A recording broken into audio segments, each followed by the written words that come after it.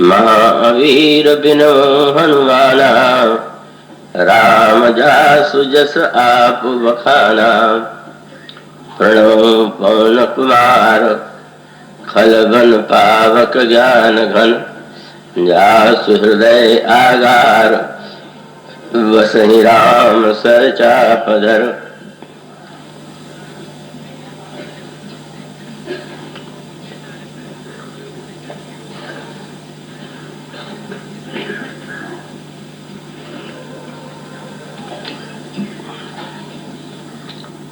गोस्वामी तुलसीदास जी की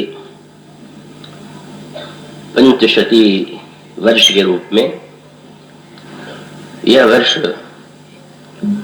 उनकी स्मृति से विशेष रूप से जुड़ा हुआ है और इसलिए इस बार जब कार्यक्रम के विषय में भक्तिमती सौभाग्यवती श्रीमती सरला जी बिरला ने फोन पर मुझसे पूछा कि इस बार किस प्रसंग पर चर्चा होगी, कैसेट के लिए इससे सूचना दी जा सके। उस प्रसंग में मैंने ये बताया कि इस पंचशती वर्ष को मुख्य रूप से गोस्वामी जी की जो उनकी स्वयं की इष्ट सिद्धि है, भावना है, उससे जोड़ करके देखना अधिक उपयोगी होगा। तो इस वर्ष के प्रसंग का जो शीर्षक चुना गया वह था गोस्वामी जी के जीवन निर्माण निष्ठा या आदर्श, उनके जो 5 मुख्य केंद्र हैं उन पर कुछ चर्चा की जाए। गोस्वामी जी के आस्था के पहले केंद्र उनके गुरुदेव संत नरहर दास जी थे, जिन्होंने इस अभागे माने जाने वाले बालक को आश्रय दिया, श्री राम नाम की दीक्षा दी और रामायण की कथा सुना करके उनके अंतःकरण में भगवान राम की जो पूर्व जन्मों से वृत्ति विद्यमान थी, क्योंकि गोस्वामी जी ने यह बार बार दोहराया है विनय पत्रिका में, और उसका संकेत ये है कि तुलसी तो सो राम सो, कछु नई न जान पहचान। तुलसी, तेरी और श्री राम के तेरा जो श्री राम से परिचय है वो कोई नया नहीं, जन्म जन्मांतर से ही वे जुड़े हुए, पर उनके अंतर हृदय के संस्कार को जिन्होंने पुनः चैतन्य किया वे संत नरहरदास जी हैं। इसलिए उनकी वंदना करते हुए गोस्वामी जी ने उन्हें एक महानतम स्थान दिया। आप वंदना प्रसंग में श्लोकों में जो वंदना की गई है उसमें आप देखेंगे गोस्वामी जी को 9 का अंक बड़ा प्रिय है और वो राम का 9 का अंक रामनवमी से भी जुड़ा हुआ है, नवधा भक्ति से भी जुड़ा हुआ है। तो गोस्वामी जी ने जो वंदना की है उनमें पात्रों की यदि आप गणना करेंगे तो सबसे पहले श्लोक में वे गणेश जी महाराज और सरस्वती की वंदना करते हैं और दूसरे श्लोक में भगवान शंकर और पार्वती जी की वंदना करते हैं। इस तरह से ये 4 पात्रों की वंदना पहले, और फिर उसके पश्चात गुरुदेव की वंदना है, महर्षि वाल्मीकि और हनुमान जी की वंदना है, भगवान राम सीता की वंदना है। उसमें उन्होंने केंद्र में गुरुदेव को स्थापित किया और उसका अभिप्राय यह है कि चाहे भवानी शंकर या वाणी विनायक या भगवान राम सीता, कवींद्र और कपींद्र, इन सब के संदर्भ में जो हमें उनकी कृपा प्राप्त हुई उसके माध्यम तो गुरुदेव है। और इसलिए जैसे कई व्यक्तियों को बैठाना हो तो एक विशिष्ट अतिथि को मध्य में बैठाते हैं और अन्य लोगों को दाहिने बाएं, इसी प्रकार से गोस्वामी जी ने गुरुदेव को ही केंद्र में स्थापित किया। यह उनकी गुरुदेव के प्रति एक महानतम निष्ठा का परिचायक है। और उसके पश्चात गुरुदेव ने जिस राम नाम का उपदेश दिया, राम भोला नाम रखा, मुझे बड़ा अच्छा लगा था। एक कवि अभी 2 वर्ष पहले कानपुर में आए तो उन्होंने बड़े साहित्यिक भाषा में कहा, गुरुदेव ने राम भोला नाम रखा तो नाम राम बोला था कि स्वयं राम बोला था? क्या वो राम बोला थे कि स्वयं उनके मुंह से राम ही बोल रहे थे? और वो नाम की जो प्रीति, नाम के प्रति जो उनकी निष्ठा है, वो तो इतनी विलक्षण है कि वो सर्वत्र यही कहते हैं। और यदि कोई पूछता है तो अपने माध्यम से भी यही कहते हैं, तुलसी तू मेरे कहे जप राम नाम दिन रात। और गोस्वामी जी से किसी ने व्यंग किया कि आप कुछ सोते हैं देखें क्या? व्यंग की मीठी बात यह है कि ऐसा साधनों के प्रति गोस्वामी जी का जो उपदेश है, उसकी अपेक्षा कृपा का पक्ष जो है और भगवान की दया और करुणा के पक्ष को ही उन्होंने विशेष महत्व दिया। तो उन्होंने यही कहा कि मैं जो सोता हूं वो किसके वजह से?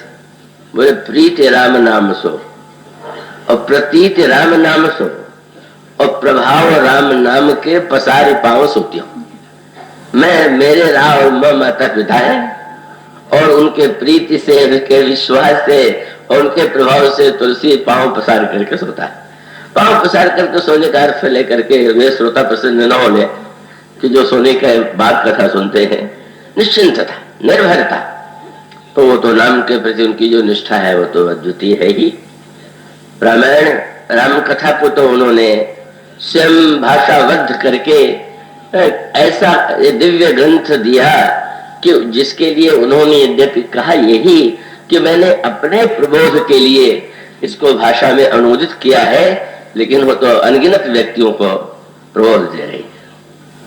गुरुदेव रामायण और श्री राम के नाम के साथ साथ जो 2 पात्र उन्हें सबसे अधिक शक्ति देते हैं, प्रेरणा देते हैं, वे हैं श्री भरत और श्री हनुमान जी।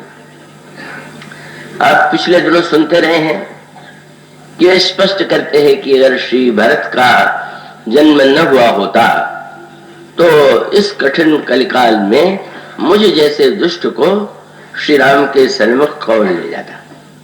तो स्पष्ट है कि वे यह मान करके चलते हैं कि श्री भरत, उनका चरित्र, उनका प्रेम और उनके स्वभाव, उनके हृदय में जो स्वभाव के प्रति निष्ठा है, वो गोस्वामी जी को एक बल देती है। का जब उन्होंने भगवान के स्वभाव का वर्णन करते हुए ये कह दिया, बल्कि यो कहना चाहिए कि भगवान श्री राम और श्री भरत के मत में थोड़ी भिन्नता।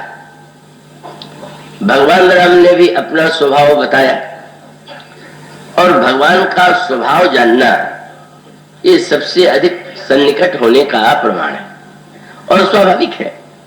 आप किसी व्यक्ति के विषय में बहुत कुछ सुने, पढ़े, लेकिन उसका स्वभाव तो जब आप उसके निकट बैठेंगे, उठेंगे, तो उसको, उसके स्वभाव का आपको पता चलेगा। तो भगवान श्री राम भी भगवान राम के प्रभाव को जानने वाले तो अनेक पात्र हैं, पर भगवान राम के स्वभाव को जानने वाले पात्र बहुत थोड़े। और जब भगवान राम किसी को बहुत बड़ा सम्मान देते हैं तो ये कहते हैं कि वो मेरा स्वभाव जानता है। और इसलिए आप जब कहते हैं विभीषण के समक्ष अपना स्वभाव बताते हैं तो कहते हैं, सुनऊ सखा निज कहूं स्वभाव, नाम गिनाते जान भुसुंडी शंभु गिर जाओ। भुसुंडी मेरा स्वभाव जानते हैं, शंकर जी जानते हैं, पार्वती जानती। और फिर एक चौथा उन्होंने यह दिया प्रमाण पत्र हनुमान जी। जिस समय श्री भरत के हृदय में संत लक्षण जानने की इच्छा उत्पन्न हुई, पर अत्यंत संकोची होने के नाते वे सीधे प्रभु से नहीं पूछ पाए और श्री हनुमान जी की ओर देखा। श्री हनुमान जी ने प्रभु से निवेदन किया, नाथ भरत कुछ पूछना चाहे। भरत जी कुछ पूछना चाहते हैं। प्रभु के होठों पर मंद मंद हंसी आई। भरत तो और भी पास बैठे हुए हैं, प्रभु से नहीं पूछ रहे, क्यों? तो उन्होंने कहा कि प्रश्न करत मन सकुचता है। आप तो जानते ही हैं कि कितने शीलवान कितने संकोची, तो प्रश्न करने में संकोच कर रहे हैं। अब प्रभु ने एक ही पंक्ति में हनुमान जी और भरत की अद्भुत प्रशंसा किया। हनुमान जी की प्रशंसा करते हुए प्रभु ने कहा, तुम जानो हो कभी मोर स्वभाव। हनुमान तुम तो मेरा स्वभाव जानते हो। और श्री भरत के लिए कहा कि भरत ही मोहि की अंतर कहूं। क्या भरत में और मुझ में रंच मात्र कोई भेद है? तो उसका अर्थ है कि प्रभु के स्वभाव को जान लेना उनके अत्यंत निकटतम होने का परिचय है। लेकिन इसमें बड़ी मीठी बातें आ गई कि जब प्रभु से पूछा गया कि आपका स्वभाव क्या है, तो उन्होंने कहा कि मेरा स्वभाव ये है कि जो नर होई चराचर द्रोही, आवई सभय शरण तक मोहि, तज मद मोह कपट छल नाना, करो सद्य ते साधु समाना। व्यक्ति कितने भी दोषों से युक्त चराचर द्रोही क्यों न हो, अगर वो मद मोह कपट छल छोड़ करके मेरी शरण में आता है तो मैं उसे स्वीकार ही नहीं करता, अपितु उसको साधु बना देता हूं। प्रभु ने और भी एक वाक्य कह दिया कि निर्मल मन जन सो मही पावा, मोहि कपट छल छिद्र न भावा। निर्मल मन वाला ही मुझे प्राप्त कर पाता है, मुझे कपट छल छिद्र प्रिय नहीं लगता। गोस्वामी जी ने श्री भरत जी को क्यों चुना? श्री भरत ने भी दावा किया कि वह प्रभु का स्वभाव जानता हूं। प्रभु ने कहा मेरा स्वभाव ये है, और कितनी मीठी बात श्री भरत जी ने कही कि प्रभु आप भले ही दावा करें कि आप अपना स्वभाव जानते हैं, पर आपका स्वभाव मैं जितना जानता हूं उतना तो आप भी नहीं जानते। और ये तो और बढ़िया बात है, किसी को अपने स्वभाव में कोई विशेषता दिखाई पड़े तो दिखाई विशेषता है, भले ही दिखाई दे, पर अधिक आनंद तो तब है कि वो स्वयं भी अपनी विशेषता को, कोमलता को उतना नहीं जान पाता जितना भक्त जानता है। इसलिए श्री भरत ये दावा करते हैं कि मैं जानू निज नाथ स्वभाव, मैं जानता हूं अपने प्रभु का स्वभाव। गोस्वामी जी को प्रभु की शरण में जाने में डर लगा। प्रभु कह रहे हैं कि निर्मल मन वाला मुझे प्राप्त करता है। तो कहते हैं कि चाहे अन्य बुराइयों को न छोड़ पावे, पर मद मोह कपट और छल ये तो छोड़ के ही आना चाहिए। तो मैं तो समर्थ नहीं, मैं निर्मल मन वाला भी नहीं हूं, और मद मोह कपट छल छोड़ पाऊंगा कि नहीं इसमें संदेह है। तो श्री भरत जी ने कहा बिल्कुल मत डरो, मैं बताता हूं कि इनका स्वभाव कैसा। तो श्री भरत ने कहा कि मैं दावा करता हूं। क्या? बोले मेरे प्रभु का यह स्वभाव है। और उन्होंने जब गणना कराई तो गोस्वामी जी का साहस बढ़ गया। उन्होंने कहा कि आपका जो स्वभाव है ऐसा अनोखा है कि नीच निशील निरीस निसंकी, कूड़ कुमति खल, कूड़ कुमति खल कठिन कलंकी, नीच निशील निरीह निसंकी, कोई दोष छोड़े नहीं। प्रभु कहते हैं कि वो छोड़ करके तब आना होगा। भरत जी ने कहा बिल्कुल नहीं। तेऊ सुनी शरण सामूहे आए। उसने केवल प्रभु के स्वभाव की बात सुन ली और वह शरण में आ गया, और प्रभु ने बस केवल उसने प्रणाम किया। सकित प्रणाम के अपनाए, केवल एक बार प्रणाम करने में ही अपना लेते हैं। और ऐसी स्थिति में उन्होंने भुजा उठा करके प्रतिज्ञा किया। प्रभु तो अपने स्वभाव के विषय में दावा नहीं करते, पर श्री भरत उठा करके भुजा कहते हैं, सो गोसाई नहीं दूसर को भी भुजा उठाई कहूं पर रोटे। मैं भुजा उठा के प्रतिज्ञा करता हूं कि हमारे प्रभु श्री राम को छोड़ करके संसार के इतिहास में कहीं पर कोई ऐसा प्रभु है ही नहीं। मतभेद, प्रभु कहते हैं कि छोड़ के आवे, श्री भरत कहते हैं जैसा है वैसे ही आवे, छोड़ने की बात नहीं। तो गोस्वामी जी को डर लगता है कि अब छोड़ के आवे हैं तो साथ नहीं है। तो श्री भरत ने दावा किया कि मैं विश्वास दिलाता हूं, कहते तो है कि छोड़ के आवे, पर जब दोष देखना जानते ही नहीं तो छोड़ के आया कि नहीं आया इनको पता कैसे चलेगा? कर तो रहे, छोड़ के आने के लिए पर दृष्टि देखी दोष कब हो रहा है। तो उन्होंने कहा कि देखो मेरे पास प्रमाण है। क्या? वह जब उन्होंने भरी सभा में महारानी कैकेयी की प्रशंसा किया तो कहा इनमें तो सब है, और इतना होते हुए भरी सभा में इतनी प्रशंसा कर रहे हैं तो दिखाई नहीं देता होगा दोष, तभी तो कर रहे, क्यों डर रहे हो? कोई डरने की आवश्यकता नहीं। जिसने इतना कष्ट दिया, इतनी पीड़ा पहुंचाई, बन के कष्टों में राज्य छीन करके भेज दिया, जब उसकी प्रशंसा करते हुए भी कोई कहे कि बस दोष दे ही जननी जड़ते ही नाइन साधु सवाजन से ही, तो बस ऐसा स्वभाव कोमल। मानो श्री भरत यह कहते हैं कि जीव अगर इसलिए चिंतित हो जाए कि इन दोषों से मुक्त होकर के ही मैं प्रभु की शरण में जा सकता हूं, तो एक प्रकार का भय बना ही रहेगा। शायद उसको साहस ही न हो कि वो प्रभु के समक्ष जा सके। क्योंकि एक सज्जन ने मुझसे कहा भी कि प्रभु ने भी विचित्र बात कह दिया, अरे जब कोई मद मोह कपट छल छोड़ के जाएगा तो प्रभु ने कहा उसको साधु बना दूंगा, वो तो साधु पहले बन गया। जब ये चारों छोड़ दिया तो फिर साधु क्या बना देंगे? वो बात पूरी नहीं है, क्योंकि भगवान ने काम क्रोध लोभ को छोड़ करके आने के लिए नहीं कहा।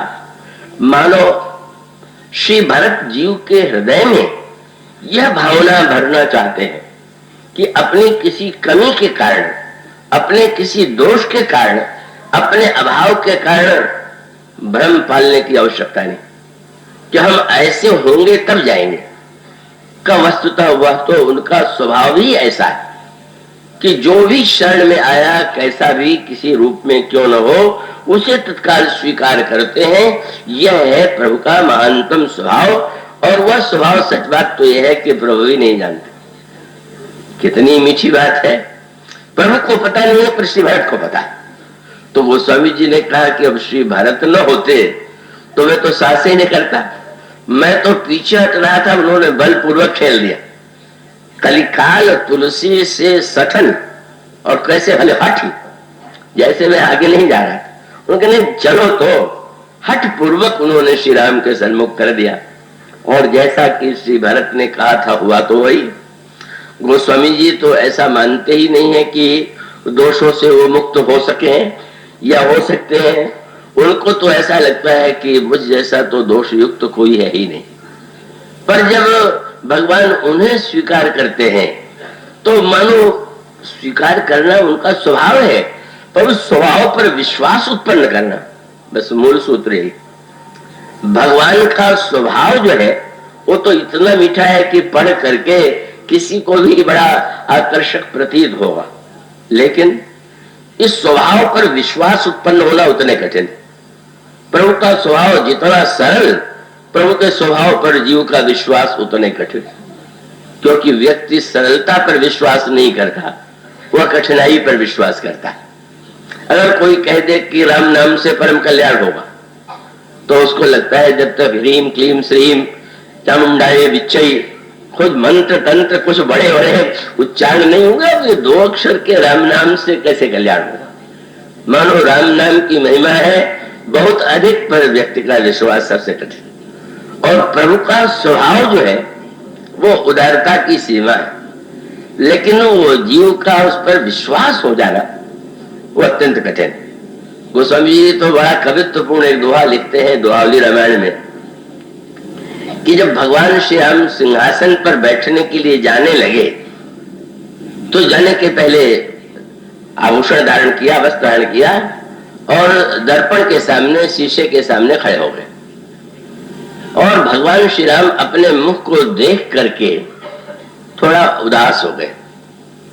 पूछा किशोरी जी ने, महाराज अचानक आपके इस दिव्य जिस मुख का दर्शन करके अपलक भक्त निहारते रहते हैं, उसे अपने ही मुख को देख करके आप प्रसन्न क्यों नहीं? तो प्रभु ने कहा कि और सुख तो सब ठीक है, लेकिन मेरी भौहें ठीक नहीं। आपकी भौहें में क्या करनी? दोहावली रामायण पढ़िए।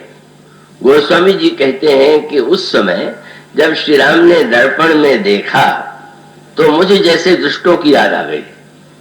क्यों याद आ गई? श्रृंगार और साहित्य में भवों का टेढ़ा होना गुण माना जाता है, पर अगर कोई क्रोधी क्रोध में भर जाए तो भी कहते हैं इसकी भवें टेढ़ी हो गई। तो भगवान श्री राम की भवें टेढ़ी है, पर प्रभु कहते हैं कि मुझे चिंता ये है कि कोई दुष्ट व्यक्ति आवेगा मेरी शरण में और मेरी भवों के टेढ़ेपन से घबरा न जाए कि इस समय तो भाई नाराज है, आ जाना ठीक नहीं। ये भवें टेढ़ी न होती जिससे से दुष्ट व्यक्ति चला आता तो कितना अच्छा होगा। यह मनोहर हृदय की कोमलता। तो स्वामी जी का दोहा है, मुकुर निरखी मुख राम भ्रू गलत गुण ही दय दोष। है वो गुण पर उसको दोष देख रहे हैं। क्यों? बोले तुलसी से सठ सेवक करी लखी जने परे सरोस। कब व्यक्ति जो बुरा है वो तो अपना ही प्रतिबिंब दूसरे में देखता है। मानो दुष्ट व्यक्ति जो दुष्टता से भरा हुआ है, जब वो आवेगा तो स्वभाव से ही उसको अपने दुष्टता के प्रति जो भय है वो श्री राम की भावों में देख करके उसको भय ही व्याप्त होगा। तो उसका मूल तात्पर्य यही है कि भगवान मानो जीव को शरण में लेने के लिए, जीव को शुद्ध करना, यह साधना का कार्य है। इसीलिए जब विभीषण भगवान राम की शरण में आते हैं तो उस समय उन पात्र की ये जिनकी चर्चा करनी है कि ये जो पांचवें पात्र हैं श्री हनुमान जी, श्री भरत और श्री हनुमान जी, इन दोनों के माध्यम से ही गोस्वामी जी ने अपने जीवन को धन्य बनाया। उस कथा का अल्प पक्ष आपके सामने एक दिन रखा गया था। गोस्वामी जी राम नाम का जप करते हैं, राम कथा का रसास्वादन करते हैं और उनके हृदय में प्रभु के दर्शन की आकांक्षा है। अभी उस रूप में दर्शन प्रभु का उन्हें नहीं हुआ और प्रसिद्ध है कि बबुल के वृक्ष में वे शौच से निवृत्त होकर के जो बचा हुआ जल था वो डाल देते थे। उसमें रहने वाला प्रेत प्रसन्न हो गया और उसने गोस्वामी जी से कहा कि जो आप चाहें अपनी इच्छा बताइए, मैं भरसक उसे पूरा करने का प्रयास करूंगा। उस समय गोस्वामी जी ने यही कहा कि मैं चाहता हूं कि प्रभु श्री राम का दर्शन मुझे प्राप्त हो। प्रेत ने कहा, मैं क्या उनका दर्शन करा सकूंगा? मैं उनका दर्शन करता या करा सकता तो मैं प्रेत ही क्यों होता? पर उपाय मैं तुम्हें बता देता हूं। प्रभु का दर्शन तो हनुमान जी ही करा सकते हैं और हनुमान जी से बढ़कर के प्रभु का दर्शन कराने वाला और जीव को भगवान से मिलाने वाला कोई अन्य नहीं है। इसलिए आप हनुमान जी का आश्रय लीजिए। हनुमान जी को प्रभु की कथा अत्यंत प्रिय और वो स्थान विशेष का नाम लेते हुए उस प्रेत ने कहा, वह हनुमान जी कथा सुनने नित्य आते हैं और बहुत ही एक रोगग्रस्त और घृणित रोग से युक्त व्यक्ति के रूप में उनका चरण पकड़ लीजिए। अब इसके द्वारा हनुमान जी के स्वभाव का एक पक्ष परिचय बताया गया। हनुमान जी जो है कथा रस के अनन्य प्रेमी। यह आप नित्य कथा में भी, मेरे माध्यम से भी और अन्य वक्ताओं के माध्यम से भी आपने सुना होगा कि जहां जहां भगवान राम की कथा होती है वह हनुमान जी अवश्य खड़े होकर के नेत्र में आंसू भरे हुए श्रवण करते हैं। इस संबंध की जो दूसरी कथा है उससे भी आप परिचित होंगे कि जहां पर यह माना जाता है कि भगवान 11,000 या 13,000 वर्ष तक अपनी लीला पूरी करने के बाद सारी प्रजा को लेकर के आप अपने धाम पधारते। तो धाम पधारते समय सभी को साथ में ले लिया, पर जब प्रभु ने श्री हनुमान जी की ओर देखा तो श्री हनुमान जी ने यह कहा कि प्रभु मैं आपसे अनुमति चाहता हूं कि मैं आपके धाम में यहां से न जाऊं, इस मृत्युलोक में रहूं जब तक आपकी कथा संसार में है, तब तक मैं इस संसार को छोड़ के नहीं जाना चाहता। प्रभु अपने सुधाम को प्रयाण करते हैं, पर हनुमान जी यहीं रह करके निरंतर कथा श्रवण करते हैं। श्रीमद् भागवत में आपने सुना होगा, शाकत द्वीप में हनुमान जी जो है गंधर्वों के साथ निरंतर उनके मुख से किन्नरों से राम के गुणानुवाद सुनते हैं। हनुमान जी महानतम भगवान के गुणों का गायन सुन करके, गायन करके अपने आप में धन्यता का अनुभव करते हैं। और इसका अर्थ यही है कि हनुमान जी को तो श्री राम की कथा भगवान राम के रूप की अपेक्षा भी अधिक प्रिय है।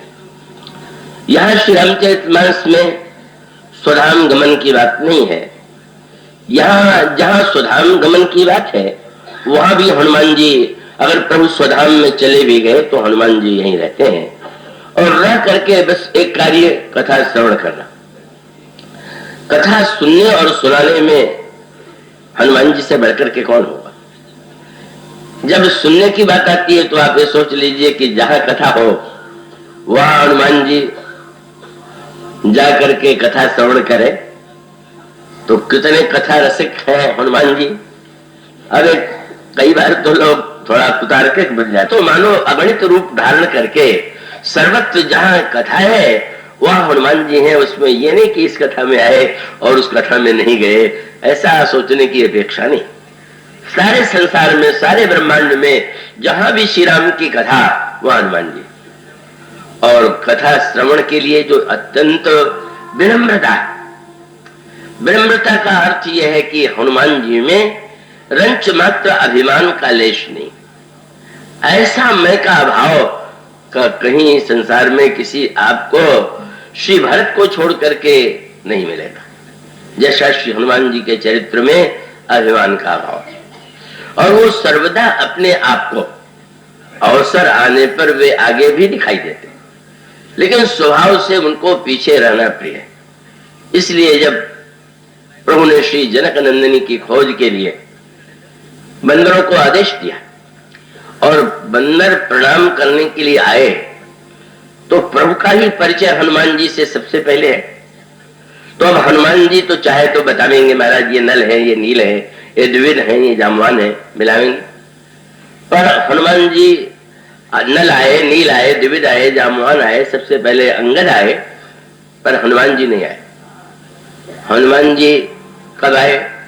वो स्वामी जी की पंक्ति आप पढ़ते हैं, पाछे पौन तनय शरणावा। सब जो प्रभु के चरणों में प्रणाम कर चुके तब हनुमान जी सबसे पीछे आए। पीछे आने का अर्थ यह नहीं है कि जो आगे बैठे हैं वो अभिमानी है और जो पीछे बैठे हैं वो निर्भिमानी है, फिर तो बात संकट आ जाए। इसका अर्थ है कि बैठने के क्रम में तो शरीर से कोई आगे पीछे बैठ सकता है, पर इसका अर्थ केवल इतना है कि जिसके हृदय में यह केवल धारणा न हो कि मैं श्रेष्ठ हूं, निर्भिमानिता की वृत्ति। आगे चल करके हनुमान जी के चरित्र में वह भी मिलेगा। आगे कह हनुमंत ही लीना, जब सारे बंदर का गुफा में स्वयं प्रभा के प्रविष्ट होने लगे तो उस समय हनुमान जी को उन्होंने आगे कर लिया। हनुमान जी पीछे भी और दूसरी ओर हनुमान जी आगे भी। तो मैंने तो हनुमान जी के लिए आगे और पीछे दोनों शब्द जोड़ दिए, पर गोस्वामी जी का शब्द प्रयोग तो और उत्कृष्ट है ना। जब हनुमान जी ने सबसे अंत में प्रणाम किया तो उन्होंने हनुमान नहीं कहा, पाछे पवन तनय, ये तो पवन के पुत्र हैं। और जब गुफा में बैठने लगे तो पवन पुत्र नहीं कहा। आगे जब चले तो आगे कह हनुमंत ही लेना। मन उसका अभिप्राय है कि भाई जिस समय आप कहीं यात्रा कर रहे हो और हवा वायु सामने से आवे तो आपको चलने में कठिनाई होगी, और वायु अगर पीछे से हो तो आपकी गति बढ़ जाएगी। मानो हनुमान जी पीछे रह करके भी बंदरों को, वे पवन सुत हैं तो पवन के स्वभाव के अनुकूल सबको आगे कर रहे हैं। और उस गुफा में प्रविष्ट होने में दूसरों को डर लग रहा है। अंगद नेता थे, लेकिन जो ही आया कि गुफा में जल के लिए चलना है, अंगद ने कहा मैं नहीं चलूंगा। क्यों? बोले मेरे परिवार का तो सर्वनाश ही गुफा से हुआ। पिताजी गुफा में गए, उस गुफा से ये सारे झगड़े की कहानी पता नहीं इस गुफा में क्या। तब सब लोगों ने देखा हनुमान जी की ओर। हनुमान शब्द का अर्थ है कि हनु, उन ठुड्डी को कहते हैं संस्कृत में। इंद्र ने वज्र का प्रहार किया, हनुमान जी की ठोड़ी से वो वज्र टकराया, वज्र चूर हो गया। हनुमान जी का जो चुबुक थी वो थोड़ी टेढ़ी हुई, इसलिए उनको कहते हैं हनुमान। बंदरों ने मानो उनसे कहा कि महाराज आगे चलिए, जब आप इंद्र के वज्र का प्रहार झेल सकते तो आगे कोई विपत्ति होगा तो झेल लीजिएगा। मानो हनुमान जी स्वभाव से ही आगे पीछे शरीर के संदर्भ से नहीं, पर दोनों में उनकी मूल धारणा यही है कि अत्यंत विनम्र है। और इसलिए हनुमान जी जब यह कहा गया, उस प्रेत ने कहा कि वो तो वही, एक तो वेश बना के साधु बनना, और दूसरा गोस्वामी जी ने कहा कि लखि सुवेश जग बंचक जेव, वेश प्रताप पूजिए ही तेव। जिन्होंने वेश बना लिया साधु का, चाहे वो ठग ही क्यों न हो, पर वेश के प्रताप से लोग पूजा करते हैं। और जिन्होंने वेश नहीं बनाया, उसमें उन्होंने गोस्वामी ने दृष्टांत दिया कि ऐसे लोग वेश बना करके जो छल करके पूजा कर लेते हैं, अंत में उगरे अंतन होई निबाहु काल नेमि जिमे रावण राव, काल नेमि रावण रावण। और फिर दूसरा दृष्टांत बोले कियहु कुवेश साधु सन्मानु, कुवेश के द्वारा भी साधु को सम्मान मिलता है। किसका नाम? जिम जग जानवंत हनुमान। हनुमान जी का वेश कैसा? हनुमान जी का तो शरीर ही बंदर की जिनकी आकृति हो, कहो बंदर आकृति, मानो संसार में कुरूपता के लिए अगर कोई शब्द प्रचलित है, किसी के मुख की निंदा करें तो कहेंगे उसका मुंह तो बंदर की तरह। हनुमान जी बंदर के रूप में जब शरीर ग्रहण करते हैं, वो अवतार तो शंकर जी के हैं, तो शंकर जी के अवतार के नाते वो बहुत सुंदर रूप में आ सकते थे। स्वयं भगवान शंकर बहुत सुंदर है, लेकिन वो बंदर बन करके आए, इसमें उनकी दास्य भावना, निरहंकारिता और दूसरों को प्रेरित करना। इसीलिए आप पढ़ते हैं विभीषण ने जब हनुमान जी से यह आशंका प्रकट किया कि यह बताइए कि क्या प्रभु मुझे स्वीकार करेंगे, तो हनुमान जी ने कहा कि और आपके प्रश्न तो मुझे ठीक लगे, पर ये बिल्कुल ठीक नहीं लगा। क्यों है? बोले मुझे देखने के बाद तो ये प्रश्न किसी के मन में आने नहीं चाहिए। क्या? बोले प्रात ले जो नाम हमारा, तेही दिन ताई न मिले आहारा। सवेरे सवेरे कोई बंदर देखना चाहेगा? बंदर का नाम लेंगे तो भोजन नहीं मिलेगा, ऐसी धारणा प्रचलित है। ऐसे बंदर पर भी कृपा करेंगे तो आपको ये पूछना चाहिए क्या कि आप पर कृपा नहीं करेंगे? मानो जीव को निश्चिंत करने के लिए, निर्भय बनाने के लिए, उनको प्रसन्न करने के लिए कोई रूप नहीं, कोई वेश नहीं, वो जैसा व्यक्ति है उसको अपना लेते हैं। उन्होंने कहा कि वस्तुतः प्रभु तो आए ही हैं जीव को स्वीकार करने के लिए, और मुझे देख करके प्रत्येक व्यक्ति को निर्भय हो जाना चाहिए। हनुमान जी ने बंदर की आकृति, और उस आकृति में भी आप जिस समय कथा श्रवण करते हैं, मानो गुप्त रह करके कथा का आनंद लेते हुए हनुमान जी के चरणों को गोस्वामी जी पकड़ लेते, और अंत में पहले तो नकारते रहे हनुमान जी, और बाद में जब गोस्वामी जी का आग्रह बढ़ता गया तो उन्होंने कहा कि तुम चित्रकूट में चलो, चित्रकूट में हम तुम्हें प्रभु का दर्शन कराएंगे। गोस्वामी जी की अयोध्या के प्रति भी अतुलनीय आस्था है, और काशी के प्रति भी उनके मन में महानतम श्रद्धा। उनके जीवन के जो 3 केंद्र हैं, अयोध्या, काशी और चित्रकूट, तो अयोध्या में तो उन्होंने जब राम कथा का पूरा निर्माण रामायण का कर लिया, तो सबसे पहले अयोध्या में रामनवमी को 1631 में उस कथा को उन्होंने प्रकाशित किया। प्रकाशित मैंने लोगों के सामने रखा, प्रेस में छपवा करके प्रकाशित तो उस समय नहीं किया जाता था। कई लोगों को लगता है कि 1631 से उन्होंने लिखना प्रारंभ किया। ये धारणा सही नहीं, क्योंकि गोस्वामी जी अगर ये लिखते कि मैंने 1631 से लिखा, तो नियम के अनुकूल को अंत में उसको लिखना चाहिए कि इस सन में समाप्त, संवत में समाप्त हुआ। जिन ग्रंथों में ऐसा लिखा गया है उसमें आदि के और अंत की तिथि, पर अंत में तो किसी तिथि का वर्णन नहीं है। इसलिए गोस्वामी जी ने कहा कि संवत 1631 करो कथा हरिपद धर सीसा, कथा मैं कर रहा हूं नौमी भौम वार मधु मासा, अवधपुरी यह चरित प्रकाशा। तो अब लिखना प्रारंभ करेंगे तो उसको दिखाएंगे क्या? इसका अर्थ है कि कथा के मानस की रचना के बाद उन्होंने यह सोचा कि जहां श्री राम प्रभु प्रकट हुए, उनका जहां रूप प्रकट हुआ, वहीं पर उनका ये जो शब्दमय विग्रह है कथा के रूप में, उसको भी रामनवमी के दिन प्रकट करना चाहिए। और इस तरह से श्री अवध में ही उन्होंने इस राम कथा रामायण को कई स्वरूप में संतों के समक्ष पहली बार प्रस्तुत किया, और उसके बाद वह राम कथा क्रमशः जन जन तक पहुंचती गई। तो गोस्वामी जी महाराज अयोध्या के प्रति तो उनकी श्रद्धा बड़ी स्वाभाविक है। जहाँ प्रभु प्रकट हुए, जहाँ का यह वर्णन किया गया कि कौनो जन्म अवध बस हो, बस जोई राम पदार्थ सो फुल होई। किसी जन्म में भी जो अयोध्या में उसका जन्म हो जाता है, वो अंत में श्री राम का भक्त हो ही जाता है। तो इसलिए श्री अयोध्या के प्रति उनकी श्रद्धा तो बहुत ही स्वाभाविक है, इसमें कोई संदेह नहीं। और उनके जीवन के निवास का अधिकांश भाग जो है उसको दो भागों में बांट सकते हैं। एक भाग चित्रकूट में और दूसरा भाग काशी में। भगवान शिव की प्रेरणा से यह राम कथा लिखी गई, और काशी भगवान शिव की नगरी है। भगवान शिव वहां निवास करते हैं, और वहीं पर भगवान शिव ने गोस्वामी तुलसीदास जी को भाषा में राम कथा लिखने के लिए आदेश दिया। कहते हैं गोस्वामी जी पहले संस्कृत में रचना करने की बात सोच रहे थे, पर शंकर जी ने स्वप्न में आदेश दिया कि नहीं, तुम राम कथा को उनकी रचना करो।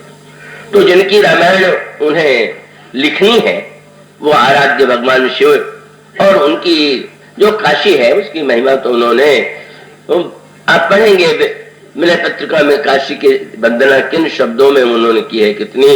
उन्होंने यही कहा कि से ये सहित स्नेह देह धरी देह भरे काम धेनु कल काशी। पूरे जन्म काशी में निवास करो। आप जानते हैं अंत में शरीर भी उन्होंने काशी में ही छोड़ा, और काशी में ही उनके ग्रंथ को लेकर के विवाद भी रहा। पंडितों ने विरोध भी किया, लोगों ने निंदा भी की, लोगों के द्वारा उनको कष्ट पहुंचाने की भी चेष्टा की गई, लेकिन वो अंत में भगवान शिव की कृपा से वह उनकी कथा उस समय वंदनीय बनी, धन्य बनी। इसलिए वो किष्किंधा के प्रारंभ में कहते हैं, मुक्ति जन्म मही जान ज्ञान खानी अघान कर, जहां बस शंभु भवान सो काशी से ये कसन। वो कहते हैं कि जहां पर वो मुक्ति को जन्म देने वाली जो भूमि है, उस काशी का सेवन क्यों नहीं करते हो? काशी तो कामधेनु है, काशी तो जीवन को धन्य बनाने वाली है। इतने रूपों में उन्होंने काशी की महिमा का वर्णन किया, लेकिन काशी और अयोध्या की अपेक्षा भी चित्रकूट के प्रति उनकी प्रीति जो है सर्वाधिक है। अब चित्रकूट में ही प्रभु का सबसे पहली बार उन्होंने दर्शन किया। हनुमान जी ने चित्रकूट में ही उनको दर्शन कराया, और उसके पीछे निहित दो तीन संकेत। हनुमान जी यह भी कह सकते थे कि अयोध्या चलो वहां दर्शन करा देंगे, या काशी में ही तुम्हें दर्शन करा देंगे, पर उन्होंने उनसे यही कहा कि चित्रकूट में तुम्हें प्रभु का दर्शन मिलेगा। यह जो चित्रकूट की भूमि है, जिसकी महिमा गोस्वामी जी ने विनय पत्रिका के पदों में और गीतावली में, रामायण में, दोहावली रामायण में, ऐसा लगता है कि जैसे उनके लिए जीवन का एक पक्ष आराध्य जो शरीर के समान है वह अध्याय, काशी मस्तिष्क है, तो हृदय में चित्रकूट बसा हुआ। चित्रकूट के प्रति उनकी जो प्रीति है वो अद्भुत है, और उसके पीछे दो तीन कारण है। हनुमान जी ने भी उनको जो वहां दर्शन कराया, उसका तात्पर्य यह है कि यह जो चित्रकूट है, इसको गोस्वामी जी ने दो पक्षों से प्रस्तुत किया, और उसका संकेत यह है कि अयोध्या जो श्री अवध भूमि जो है वो साधना की भूमि है। और इसका अभिप्राय है कि महाराज दशरथ और कौशल्या के यहाँ प्रभु प्रकट हुए। अयोध्या की भूमि में जहां प्रभु प्रकट हुए, उन महाराज दशरथ और कौशल्या ने मनु और शत्रुपा के रूप में बड़ी कठिन तपस्या किया। उसके पश्चात अयोध्या में भी आने के बाद जब उन्होंने उत्कृष्ट यज्ञ किया श्रृंग ऋषि के आचार्यत्व में, तो बाद में भगवान आए। तो अयोध्या की भूमि जो है वो साधना का जो पक्ष है, जीवन को यज्ञ में जब बनाएंगे, जब जीवन को यज्ञ में बनाने के साथ साथ तपस्या, उज्ज्वलता, मध्य दिन जैसा प्रकाश, तब बसंत ऋतु जैसा समत्व, तब भगवान प्रकट होते हैं। पर चित्रकूट वह ऐसा नहीं। चित्रकूट तो वस्तुतः वन है, और बस नगर और वन के अंतर पर आप ध्यान दें। क्या अंतर है? नगर माने निर्माण करने वाले व्यक्ति की कला का दिव्य दर्शन। आप किसी भव्य नगर को जब देखते हैं तो आपको लगता है कि किस व्यक्ति ने इसकी रचना किया, किसने इसकी योजना बनाई। तो वस्तुतः नगर जो है वो पुरुषार्थ का प्रतीक है। पर जब आप वन में जाते हैं तो वन केवल ईश्वर की कृपा का प्रतीक है, वो व्यक्ति के पुरुषार्थ का प्रतीक नहीं। आप वन में जाके नहीं पूछते वन कहां से आ गया, कौन कलाकार ने बनाया, किसने किया। और उसका अर्थ है कि मनुष्य के जीवन में महत्व तो दोनों का है, पुरुषार्थ का और कृपा का भी। पुरुषार्थ का प्रतीक मानो अयोध्या है, तो कृपा का जो स्वरूप है वह मानो चित्रकूट है। वन तो गोस्वामी जी यही कहते हैं कि भाई का नगर वाले भी अपने यहाँ वाटिका लगाते हैं और कितना ध्यान से उसको पालते हैं, पोसते हैं, उसको सुंदर सजाते हैं, पर वो तो कृपा पक्ष को मुख्य मानते हैं। गोस्वामी जी साधन पक्ष को स्वीकार इसलिए नहीं करते कि वे कहते हैं कि वस्तुतः मुझ जैसा व्यक्ति साधन के द्वारा प्रभु को प्रसन्न करने में समर्थ नहीं। और इसलिए जब वो कहते हैं कि ये जो नगर में, घर में आप वाटिका लगा रहे हैं, वो 3 भाग बांट देते हैं, वाटिका, बाग और वन। पुलक वाटिका बाग वन, सुख सुविहंग विहार, माली सुमन स्नेह जल, सिंचत लोचन चारुक। 3 श्रेणी माने वाटिका, और वाटिका से बड़ा बाग, और बाग से बड़ा वन। तो वाटिका में भी कितना ध्यान आपको रखना पड़ेगा। अगर ध्यान न रखें तो आपका लगाया हुआ पौधा सूख जाएगा, पशु आ जाए तो पशु चल जाएगा। आपको निरंतर सतत सावधान रहना है। और वाटिका के स्थान पर बाग माने जहां वृक्ष बड़े बड़े भी हो गए, वहां भी सुरक्षा का प्रबंध करना है, पर वाटिका जैसी सावधानी की अपेक्षा नहीं। तो साधक की वह स्थिति जब वो अत्यंत सावधान होकर के निरंतर अपने अंतःकरण में सद्विचारों के बीज डालता है, उसको प्रस्फुटित करता है और उसकी रक्षा करता है, और उसमें पुष्प खिलते हैं और वो पुष्प भगवान पर चढ़ाता है। ये साधना का एक पक्ष है। और फिर दूसरा बाग का पक्ष है कि जहां पर व्यक्ति जो है, वृक्ष बड़े हो गए, छाया का आनंद है, पर उसे खाद देना है, जल देना है, और उन वृक्षों के आनंद के साथ साथ वहां पर भी उसके जीवन में प्रयत्न है। पर वन का अर्थ है ऐसी स्थिति में जब व्यक्ति पहुंच गया कि अब उसे सावधान रहने की भी आवश्यकता नहीं, प्रयत्न करने की भी आवश्यकता नहीं। वन में जाकर के आप, गोस्वामी जी ने तुरंत वन को देखा तो याद दिला दिया। गोस्वामी जी को चित्रकूट इसलिए प्रिय है कि उन्होंने कहा अयोध्या और मिथिला में बाग और वाटिका तो है, पर वन तो केवल चित्रकूट में। जनकपुर में बाग की प्रधानता है, और बाग की प्रधानता प्रभु बाग पर देखो जाए, पर चित्रकूट न बाग है न वाटिका है। वह चित्रकूट तो वस्तुतः वन है। और जब वन है तो गोस्वामी जी कहते हैं, देखो तो तुलसी बिरवा बाग में सिंचित हूं कुम्हिलाए, और राम भरोसे बैठ के पर्वत पर हरियाए। देखो ये राम के भरोसे जो है पर्वत पर भी हरे भरे हो रहे हैं। मानो प्रेम की वह स्थिति जहां पर व्यक्ति का न प्रयत्न है, न पुरुषार्थ है, न कोई साधन है। तो गोस्वामी जी कलयुग के हैं। गोस्वामी जी ने कहा, किसी ने कहा कि महाराज आप कृपा की इतनी बात क्यों करते हैं? तो उन्होंने कहा देखो भाई, अगर आप में पुरुषार्थ है तो कीजिए, आप में साधना है मैं थोड़ी रोकता हूं, लेकिन मैं जहां तक अपनी बात जानता हूं, मुझ जैसे जो निस्साधन व्यक्ति है, मानो अयोध्या में तो प्रभु यज्ञ के बाद पधारे, पर चित्रकूट में तो स्वयं ही आप जो अयोध्या नहीं जा सकते थे, अयोध्या में प्रभु को नहीं पा सकते थे, कोल, किरात, पशु, मार्ग में रहने वाले निषाद, इन सबको धन्य बनाने के लिए प्रभु जो है चित्रकूट आते हैं। चित्रकूट को इसलिए गोस्वामी जी बार बार, यहाँ तक कि काशी में रहते हुए भी वो बीच बीच में चित्रकूट जाने यात्रा करते थे। किसी ने पूछ दिया ये बीच बीच में चित्रकूट क्यों चले जाते हैं, तो आपने बड़ा मधुर दोहा लिखा। क्या उन्होंने कहा, तुम्हें पता नहीं, ऐसी जन धारणा है कि जब सांप और नेवले की लड़ाई होती है तो नेवला कैसे जीतता है। तो ये कहा गया कि नेवले को भी तो सांप काटता है, लेकिन वह जंगल में ऐसी जड़ी जानता है कि जिसके सेवन से वो विष का प्रभाव नहीं पड़ता। तो जो ही सांप काटता है वो थोड़ा हट करके वो जड़ी जो छिपी है उसको खा लेता है और चैतन्य होकर के लड़ता है और सांप को हरा देता है। तो तुलसीदास जी ने कहा कि मैं तुलसीदास जो हूं वो भी नेवला हूं और संसार की बुराइयां सांप। तो जिस समय वो स्वामी जी का दोहा पढ़ेंगे, उन्होंने ये कहा कि भव भुजंग तुलसी नकुल दशक ज्ञान हरि लेत, तब बोले चित्रकूट एक औषधि चितवत हो सके।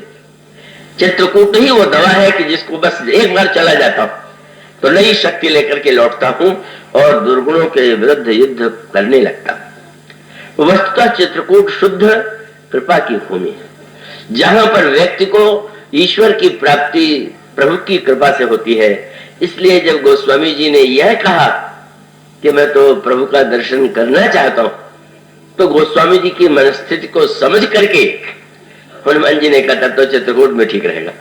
अब ठीक है, महल में आप राजा से मिलने जाए तो फिर वहां तो नियम है, कुछ मर्यादाएं हैं, पर वन की तो क्या बात है। वन में तो भगवान श्री राम कहते हैं कि इतना आनंद है कि कोल किरात, बल्कि गोस्वामी जी ने कहा कि जितने कोल किरात हैं उनको और भी अधिक आनंद आता है। मुनि लोग भगवान की लीला का आनंद दूर से लेते हैं, पर सब है मुदित तो किरात किरातिन, अधिक आनंद क्यों आता है। मुनि जी अगर भगवान राम की कुटिया पर आ जाए तो साष्टांग प्रणाम करेंगे, प्रभु सीता जी सहित पूजा करेंगे, तो मानो उस मुनि लोग दूर रह करके कि भाई हमारे जाने से तो उनको बहुत अधिक मर्यादा और उसका ध्यान रखना पड़ता है। इसलिए मुनि लोग चितवत मुनिगण चकोर बैठे निज ठौर ठौर अक्षय अकलंक सरद चंद चंदिनी चित्रकूट आते विचित्र सुंदर बन मही पवित्र। इस तरह से गोस्वामी जी कहते हैं। पर किरातनियों को और किरातों को संकोच थोड़ी, वो तो श्री राम के पास पहुंच जाते हैं, किरातनियां पहुंच जाती हैं, किरात पहुंच जाते हैं, फूल ले आते हैं, फूल दे देते हैं। आप श्री किशोरी जी के लिए गहना बनाने के लिए उस दिन फूल ढूंढने गए थे, लीजिए हम लाए। मानो इतना सामीप्य, इतना प्रभु की कृपा का दर्शन जैसा चित्रकूट की भूमि में हो सकता है वो अन्यत्र नहीं।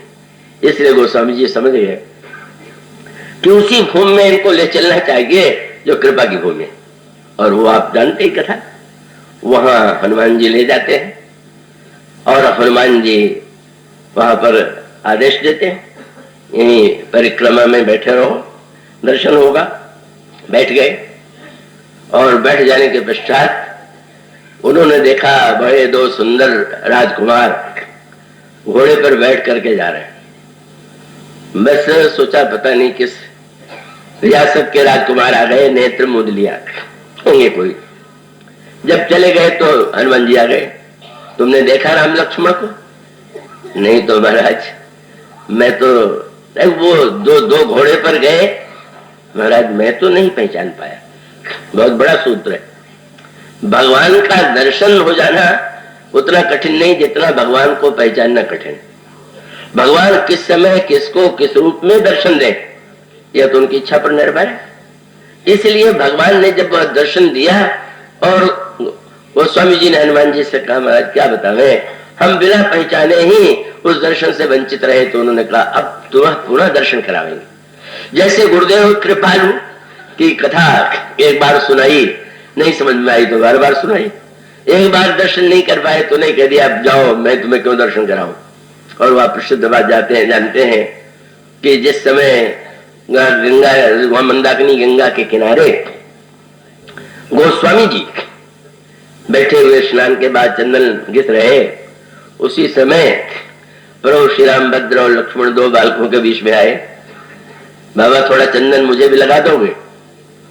तो प्रेम से बच्चों ने कहा तो आप लगाने चले, पर तुलसीदास हनुमान जी को लगा कि अभी ऐसा न हो कि बच्चे ही समझ लें। तो आपने दोहा सुना होगा कि उन्होंने वृक्ष पर बैठे बैठे तोते के रूप में कहा कि संतों की भीड़ जो है चित्रकूट के घाट पे, भाई संतन की भीड़ और तुलसीदास चंदन घिसे, तिलक देते रहो वीर। समझ गए, धन्य हो गए। हनुमान जी को दर्शन, हनुमान जी ने दर्शन ही नहीं कराया, देखने की दृष्टि भी प्रदान कर दी, मिला भी दिया। इसलिए हनुमान जी के प्रति उनकी जो अविचल आस्था है वो तो स्वाभाविक है, जिन्होंने इस तरह से प्रभु की प्राप्ति कराई। और सत्य तो यह है कि हनुमान जी जैसा जीव को ईश्वर से मिलाने वाला दूसरा कोई आज तक संसार में हुआ ही नहीं। सुग्रीव के समान विषयी को मिला दे, विभीषण के समान साधक को मिला दे, श्री भरत जैसे सिद्ध के हृदय में व्याकुलता कथा सुना करके दूर कर दे, जनक नंदिनी सीता के हृदय में जो दूरी का भ्रम उत्पन्न हो गया उसे मिटा दे, वह हनुमान जी उनके परमाराध्य हैं, जिनकी कृपा से उन्होंने दृष्टि पाई। इसलिए वे हनुमान जी को बार बार अपनी आराधना के उस महान रूप में स्मरण करते हैं। बोले प्रभु आप हनुमान जी महाराज, आपको छोड़ करके इस तुलसीदास का दूसरा सहारा कोई है ही, तुलसी को काई को काको तकिया रे। तो आज इतना ही हनुमान जी के चरित्र का, जो शेष थोड़ा कुछ कहा जा सकेगा कल, लेकिन आप लोग रुकेंगे। श्री रमणलाल जी बिंदानी संभवतः कल के कार्यक्रम के विषय में आपको सूचना दे देंगे, आप उसे सुन करके हो जाएंगे।